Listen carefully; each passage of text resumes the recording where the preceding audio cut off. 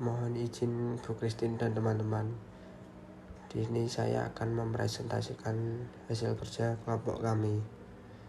Sebelum masuk ke materi, izinkan saya perkenalkan terlebih dahulu. Nama saya Ahmad Arya Abdillah dengan NIM 672022-303 dan teman saya Roy Kristiano Arianto dengan NIM 672022-085. Di sini saya akan membahas algoritma genetika. Apa itu algoritma genetika? Algoritma genetika adalah algoritma yang memanfaatkan proses seleksi alamlah yang dikenal dengan proses evolusi.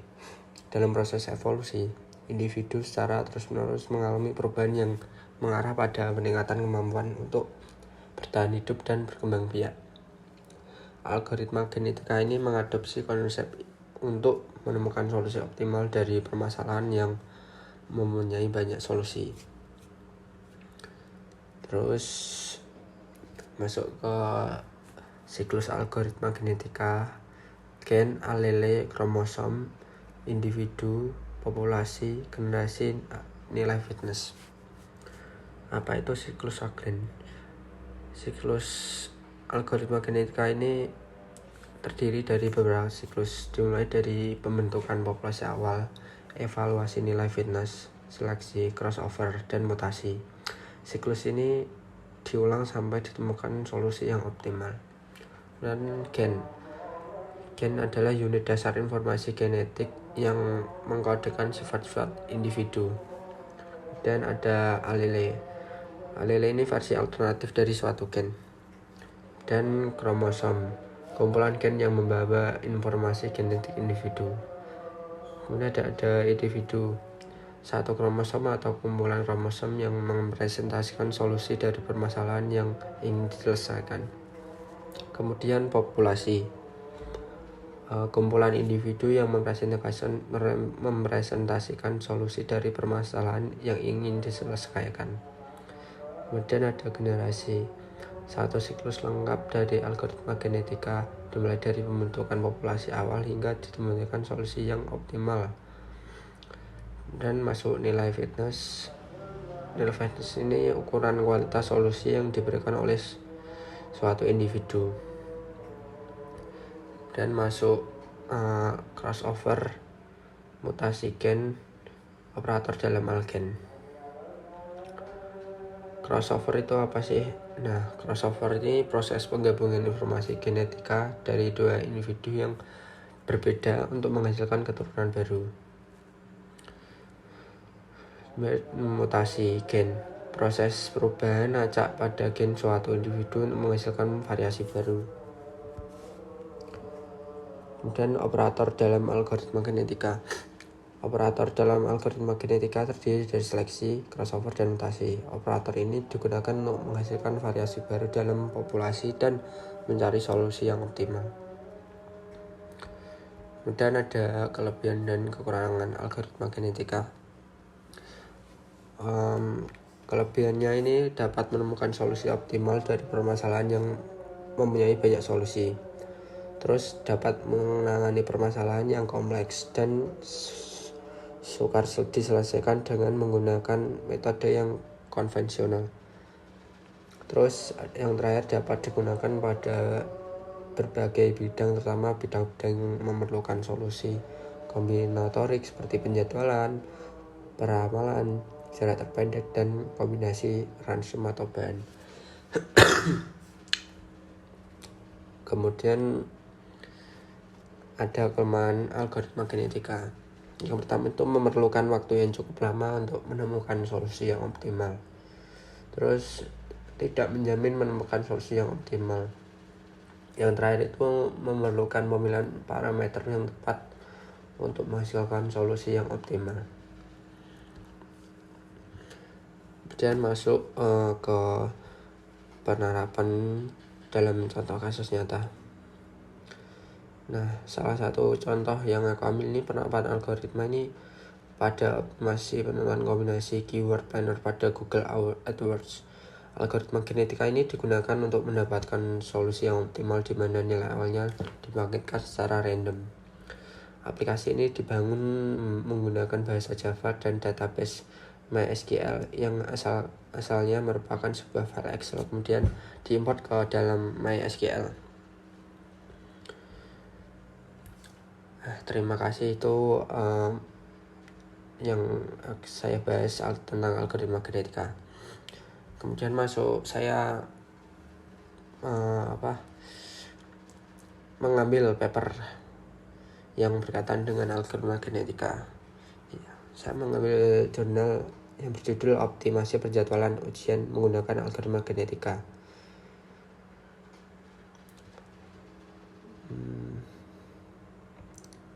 Langsung masuk ke kerangka. Yang pertama itu ada pendahuluan, yang kedua pekerjaan terkait, yang ketiga metode, yang keempat eksperimen dan hasil, yang kelima kesimpulan, terus yang terakhir itu kelebihan dan kekurangan paper. Masuk pendahuluan. Algoritma genetika adalah suatu teknik pencarian solusi yang dengan menggunakan prinsip seleksi alami. Algoritma genetika dimulai dengan memilih himpunan penyelesaian yang dipresentasikan dengan kromosom yang disebut dengan populasi. Solusi dari suatu populasi ini diambil untuk membentuk populasi baru, di mana pemilihannya tergantung dari nilai fitness. Hal ini diharapkan agar populasi baru yang terbentuk akan lebih baik dari populasi terdahulu. Proses ini dilakukan berulang-ulang sampai terpenuhi kondisi tertentu. Terus pembuatan jadwal ujian akan selalu muncul karena harus dilakukan pada setiap pergantian semester. Umumnya jadwal ujian ini disesuaikan dengan membuat tabel jadwal secara manual. Nah, cara ini tuh membutuhkan waktu yang lama tentunya teman-teman, karena pembuatan jadwal tersebut sangatlah kompleks yang terdiri dari beberapa komponen penyusun seperti mata kuliah, dosen, ruang, dan waktu. Nah, dosen juga dimasukkan dalam proses komponen penyusun karena dosen diwajibkan hadir saat ujian akhir semester berlangsung. Pada setiap komponen penyusun tersebut banyak terdapat aturan dan batasan-batasan yang telah ditentukan. Nah, oleh karena itu ini diperlukan penjadwalan otomatis yang dapat membuat jadwal dengan cepat, mudah, dan tetap harus memperhatikan aturan. Terus penelitian ini menggunakan kasus pada jurusan matematika Fakultas MIPA Universitas Brawijaya Malang. Pada jurusan ini terdapat 3 program studi, yaitu matematika, statistika, dan ilmu komputer. Program studi matematika dan statistika pada setiap angkatan mempunyai masing-masing 1 kelas.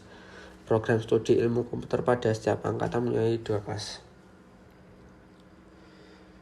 Kemudian masuk ke metode.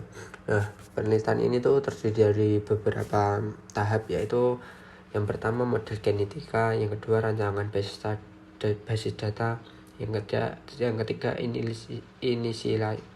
inisialisasi kromosom, yang keempat fungsi fitness dan seleksi, terus yang kelima perkawinan silang, keenam mutasi, yang terakhir itu pembagian ruang.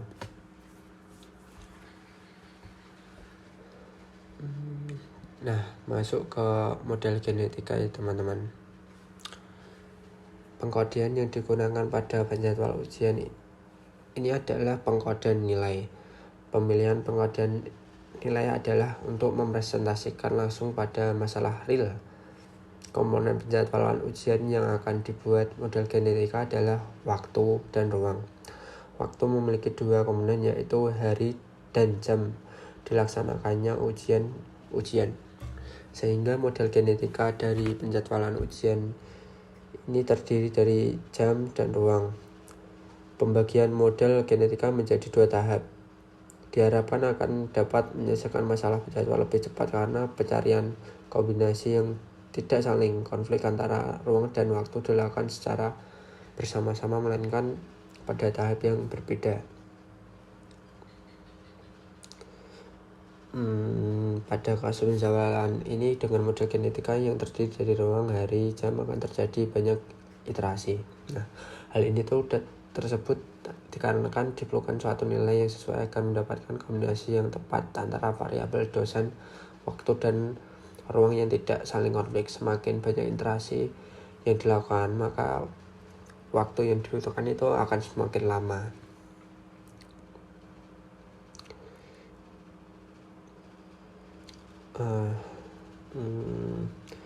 Pembagian model genetika ini menjadi 2 tahap.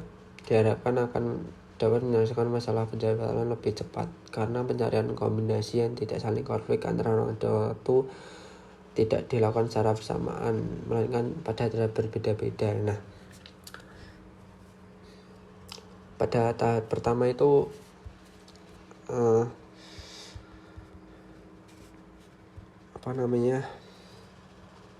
mata kuliah yang akan diujikan disusun secara berurutan dalam kromosom karena setiap mata kuliah harus dialokasikan waktu ujian. Pengurutan dilakukan sesuai dengan urutan dosen yang mengajar. Hal ini dilakukan untuk memudahkan pengecekan waktu kesediaan dosen. Setelah seluruh kelas mata kuliah menempati slot waktu, maka langkah selanjutnya ini adalah pada tahap kedua, yaitu mengalokasikan ruang yang sesuai dengan kapasitas mahasiswa. Begitu teman-teman. Terus masuk yang metode kedua, yaitu rancangan basis data. Nah, seperti gambar di atas itu ya, basis data dibangun terdiri dari komponen utama, penjadwalan, ujian, dan juga pengembangan dari beberapa komponen utama. Komponen utama antara lain mata kuliah, ruang, dan waktu. Sedangkan pengembangan dari komponen utama adalah waktu yang terdiri dari hari dan jam kuliah. Selain itu juga terdapat kelas mata kuliah yang digunakan sebagai pengkodean kromosom dalam program yang sekaligus hasil dari pembuatan jadwal. Nah, berikut adalah skema basis data, teman-teman. Bisa dilihat gambar ini. Terus masuk ke metode ketiga, yaitu inisialisasi kromosom. Inisialisasi kromosom dipresentasikan dalam bentuk larik dengan tipe data record yang berisi data yang mendukung proses penjadwalan. Panjang dari kromosom adalah sebanyak gen yang ada. Dalam hal ini setiap gen mewakili mata kuliah yang diujikan.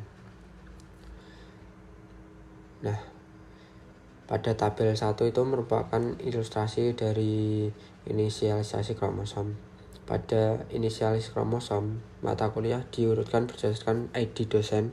Hal ini dapat dilakukan untuk lebih memudahkan perhitungan nilai cost. Setelah terjadi proses genetika, dihasilkan kromosom-kromosom yang terdiri dari gen atau sesuai dengan jumlah mata kuliah yang berisi slot waktu atau hari dan jam untuk setiap mata kuliah.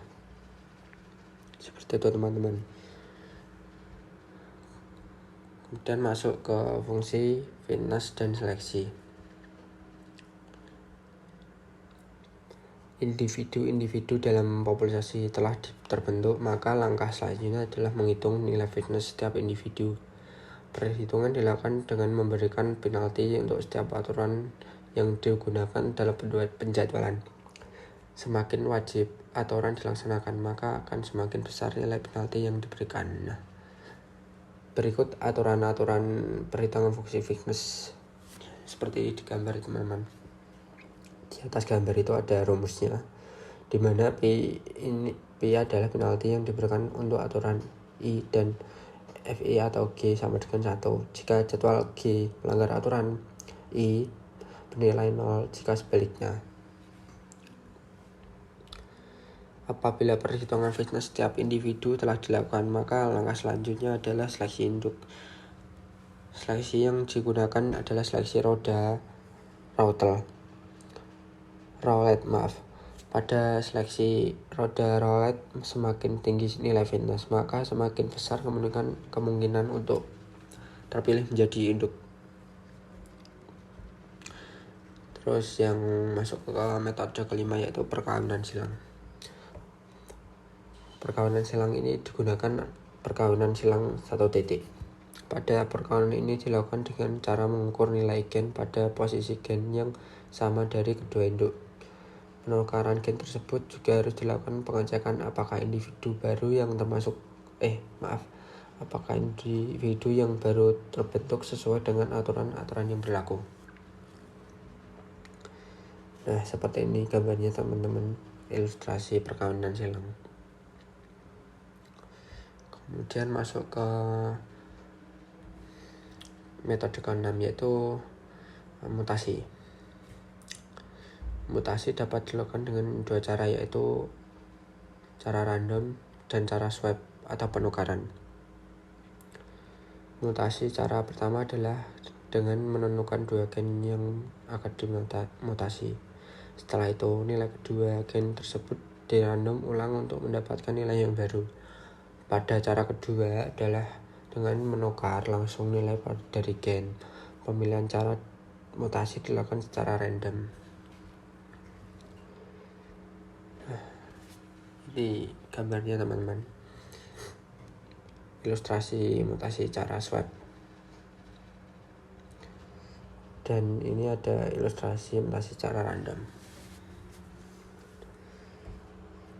Terus yang ke-7 adalah pembagian ruang yang terakhir. Nah, pembagian ruangan dilakukan setelah kelas mata kuliah yang diujikan menempati slot waktu yang tersedia. Nah, pada tahap ini tuh dilakukan pembagian alokasi ruangan sekaligus dilakukan mengecekkan jumlah peserta dan mata kuliah. Apabila jumlah peserta sesuai dengan kapasitas, maka pengecekan selanjutnya adalah penggunaan ruangan tersebut. Ruangan yang sudah digunakan kelas mata kuliah yang lain pada waktu dan jam sama akan mempunyai nilai 100, dan jika belum nilainya itu 0, teman-teman.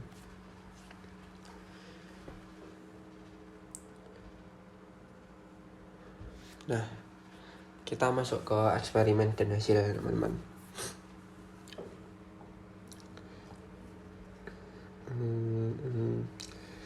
Nah, uji coba dilakukan dengan memasukkan data penjadwalan ujian semester genap jurusan matematika tahun ajaran 2005 atau 2006. Adapun data yang dimasukkan adalah sebagai berikut. Nah, seperti ini teman-teman, seperti gambar tabel 4. Nah, langkah selanjutnya itu untuk pembuatan jadwal ujian adalah dengan mengisikan nilai parameter genetika. Secara default, aplikasi memiliki kombinasi parameter sebagai berikut. Nah, ini seperti tabel 5 ini. Apabila nilai parameter sudah ditentukan, maka proses selanjutnya adalah pembuatan jadwal, teman-teman. Nah, ini berikut hasil dari penjadwalannya.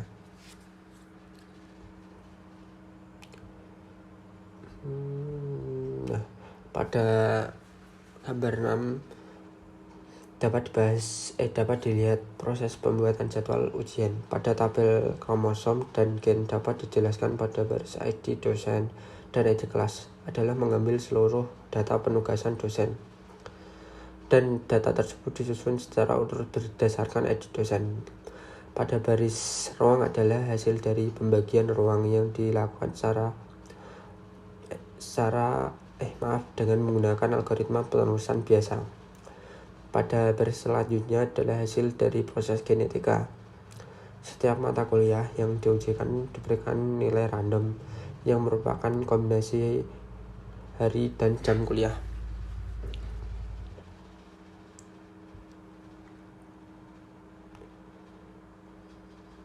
Nah, pada saat program dijalankan akan terlihat adanya perubahan nilai-nilai gen mulai dari inisialisasi populasi sampai dengan generasi terakhir. Perubahan juga akan terlihat pada nilai cost dan fitness. Semakin mendekati generasi ke-200, nilai cost akan semakin menurun dan sebaliknya, nilai fitness akan semakin naik. Jadwal ujian diperoleh dari kromosom yang memiliki nilai fitness terbaik pada sebuah generasi. Nah, berikut hasil dari pembuatan jadwal ujian yang menggunakan algoritma genetika, teman-teman. Nah, seperti gambar 7 dan 8 itu, teman-teman. Bisa dilihat hasilnya.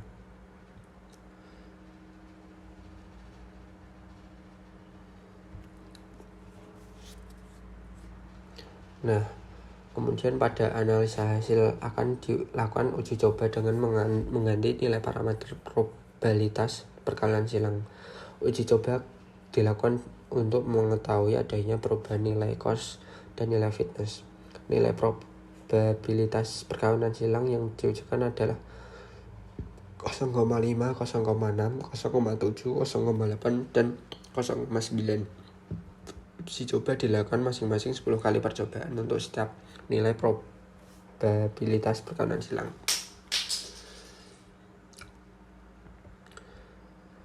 Nah, seperti gambar 9 itu, teman-teman. Berdasarkan uji coba yang dilakukan dapat diambil kesimpulan bahwa rata-rata nilai cost akan semakin rendah dengan semakin besar probabilitas perkawinan silang.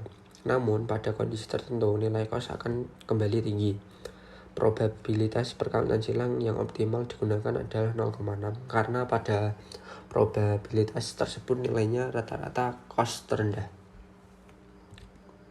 Nah, untuk gambar 10 itu berdasarkan uji coba yang dilakukan dapat diambil kesimpulan bahwa rata-rata nilai fitness akan semakin tinggi dengan semakin besar probabilitas perkawinan silang.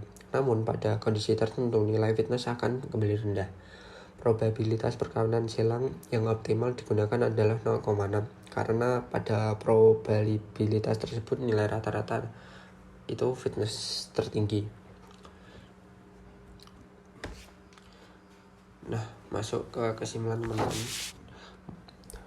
Nah, dapat disimpulkan pada paper ini pada penelitian ini dapat dibuat model genetika untuk masalah penjadwalan ujian. Algoritma genetika dapat digunakan sebagai alternatif solusi untuk menyelesaikan masalah penjadwalan ujian.